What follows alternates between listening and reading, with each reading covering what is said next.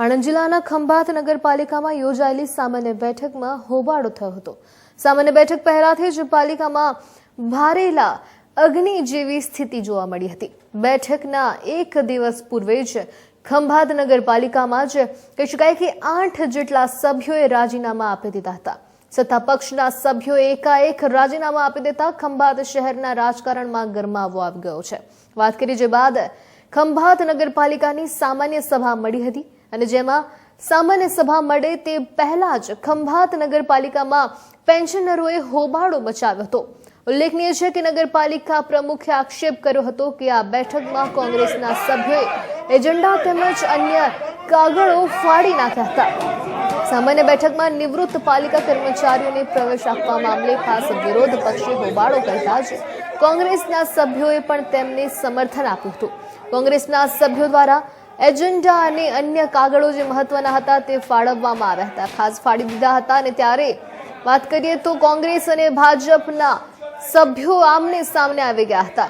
ભારે હોબાળો થયો હતો, જે બાદ સભામાં ભાજપના 15 અને કોંગ્રેસના 12 સભ્યો હોવાથી બહુમતીના જોરે ભાજપે તમામ ઠરાવો મંજૂર કર્યા હતા। પાલિકામાં થયેલા જે હોબાળો છે તે હોબાળાને લઈને ઠરાવોની ચર્ચા થઈ શકી નથી। ભાજપ અને કોંગ્રેસ બંને પક્ષો નારાબાજી સાથે સભાખંડ છોડીને બહાર નીકળી ગયા હતા। વિવાદ શાંત ન થતા પોલીસને બોલાવવાની ફરજ પડી હતી। પોલીસે આવી અને પેન્શનરો અને વિપક્ષના નેતાઓને બહાર કાઢ્યા હતા। કાગળો નથી ફાડ્યા, કોરા કાગળો ત્યાં પડ્યા હતા। એ કોરા કાગળો મારા હાથમાં આવ્યા, એ કોરા કાગળો મેં ફાડ્યા છે, એજન્ડાના કોઈ કાગળો નથી ફાડ્યા।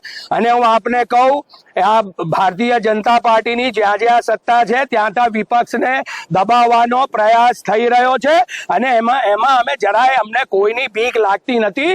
પ્રજા અમારી સાથે છે એટલે અમે કોઈનાથી બીતા નથી। અમને અમારી સામે જેટલી ફરિયાદ કર્યું એટલી કરે, અમને બીક નથી લાગતી। જે રાજીનામાની વાત કરવામાં આવી, મેં મારો રોષ જે ઠાલવ્યો મારા અંગત કારણોસર મેં ઉપર મોકલ્યું હતું, એ નામંજૂર કરવામાં આવ્યું અને મને પક્ષના સૈનિક તરીકે હાજર રહેવાની ઉપરથી જે હુકમ કરવામાં એટલા માટે હું હાજર છું અને હું છું સાથે। કાયદાના જાણકાર છો। મેં રાજીનામું નથી આપ્યું। મને 3 ટર્મથી જ્યારે પક્ષે જ્યારે મને ટિકિટ આપી હોય તો મારી ફરજમાં આવે છે કે મારે મારા હાઈકમાન્ડને જાણ કરવી પડે।